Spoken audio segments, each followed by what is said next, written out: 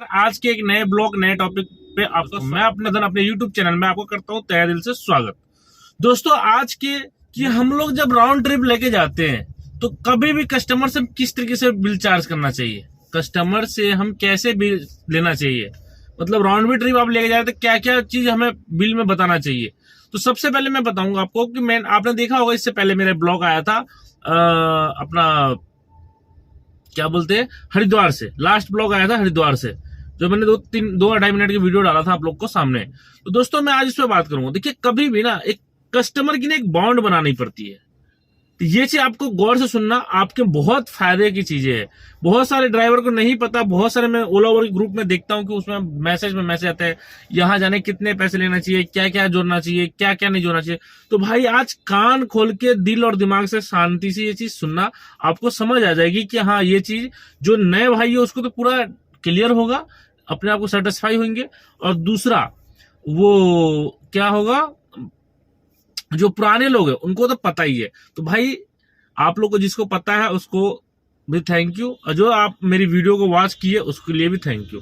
तो दोस्तों मैं आपको बता दूं कि जो हम राउंड ट्रिप जाते हैं, सपोज कीजिए मैं एक एग्जांपल के फॉर पे आज हरिद्वार की मैं बात करता हूं। जैसे मैंने दिल्ली से हरिद्वार गया, ठीक है, दिल्ली से हरिद्वार का आप कैसे कस्टमर को रेट देंगे। कभी भी किसी कस्टमर को आप रेट देने के लिए क्या करना पड़ता है, क्या है टेक्निक चीजें लगाना चाहिए। देखिए सबसे पहले तो आप अपनी डिस्टेंस से सामने वाली डिस्टेंस, मतलब पिकअप पॉइंट से ए से बी कितना है डिस्टेंस, ठीक है, ए से बी कितना डिस्टेंस है।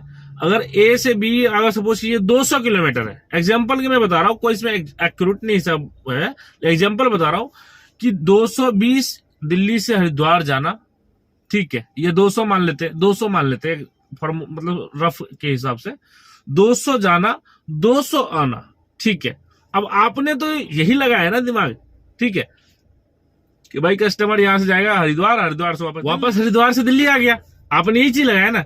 लेकिन दोस्तों क्या होता है आपने कि कभी कभी जब कस्टमर जाते हैं ना तो उसका एक वजह होता है कि इंसान का कब माइंड चेंज हो जाए कुछ पता नहीं होता है ना। तो इस तरीके की वजह से हमें एक बॉन्ड बना के चलना पड़ता है कि भाई 200 जाना 200 आना, 400 किलोमीटर हुआ, आपका 10 रुपए किलोमीटर है तो 4000 रुपए का बिल है, ठीक है, plus toll, plus state tax, plus driver charge, plus आपका क्या बोलते हैं पार्किंग।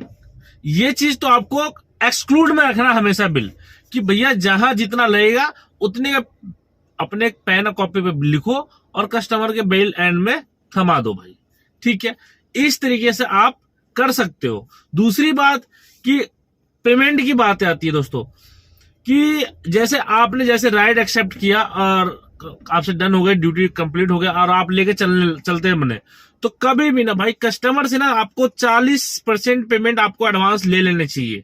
10% से 15% तो एडवांस बुकिंग का टाइम लेते हैं लोग, लेकिन उसके बाद जैसे आपकी राइड कस्टमर आपके स्टार्ट करते हो और कस्टमर आपकी गाड़ी में बैठता है, आपको 10 किलोमीटर 15 मिनट चलने के बाद आपको कस्टमर से कम अगर समझ लो कि 5000 की ड्यूटी तो 2000 से 3000 रुपये ले लेना चाहिए। एक एग्जांपल के तौर पे मैं बताता हूँ उसका बेनिफिट क्या होगा। कल को आपके पास कस्टमर मना कर दिया कि मैं नहीं दे रहा पैसे, तो भाई आपका 3000 तो आ गए, या किसी बात के लिए कोई बात खराब हो गई बीच में, या तो कम से कम पैसे तो आपके पास है ना। तो ये एक फॉर अपनी सिक्योरिटी, और कोई भी कंपनी होती है वो सीधा मना करता है कि भाई आपको कैश कलेक्शन की जिम्मेवारी आपकी होगी, ना कि हमारी होगी दोस्तों, ठीक है। तो ये चीज भी आपको माइंडसेट में पता होना चाहिए, पहले सबसे पहली बात। दूसरी बात आपको मैं एक चीज और बता दूं कि आप इस तरीके से रेट देंगे ना कस्टमर को, तो कस्टमर भी खुश हो जाएगा कि भाई बिल्कुल सही रेट दिया है, ठीक है।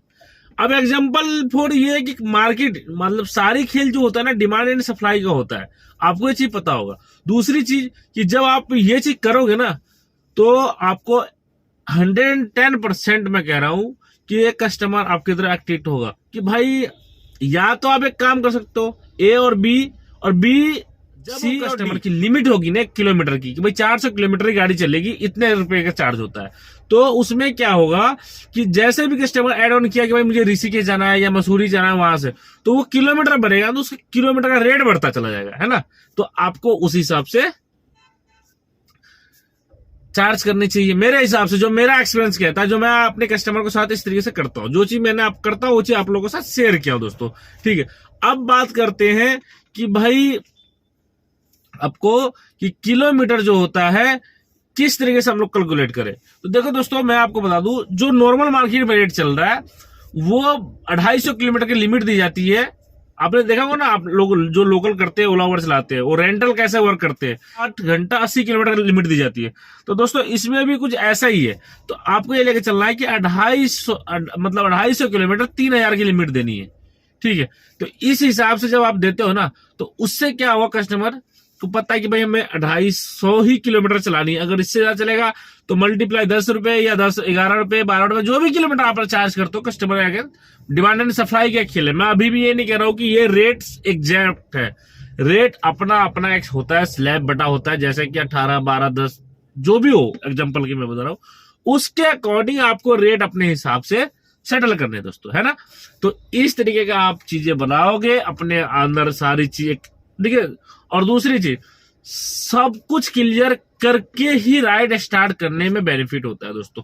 बहुत सारी ऐसी चीजें होती है कि अरंगे पैसे में डलता है।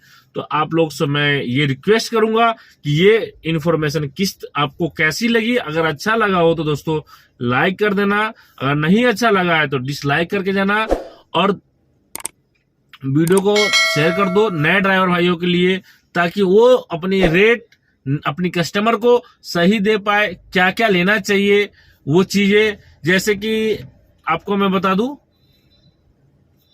टोल, स्टेट, पार्किंग, सब चीज तो मैंने बताई आपको।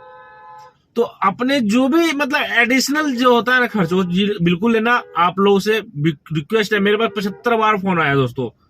ठीक है, 75 बार फोन आया कि भैया ये चीज कैसे ले, क्या ले, ये सारी चीजें आपको लेनी है दोस्तों, है ना। तो चलिए दोस्तों, आप लोग प्लीज कमेंट कीजिए, तो आपका हर रिप्लाई देता हूं मैं कमेंट का। तो मिलते हैं नेक्स्ट वीडियो नेक्स्ट टॉपिक के साथ, तब तक के लिए जय हिंद, जय भारत।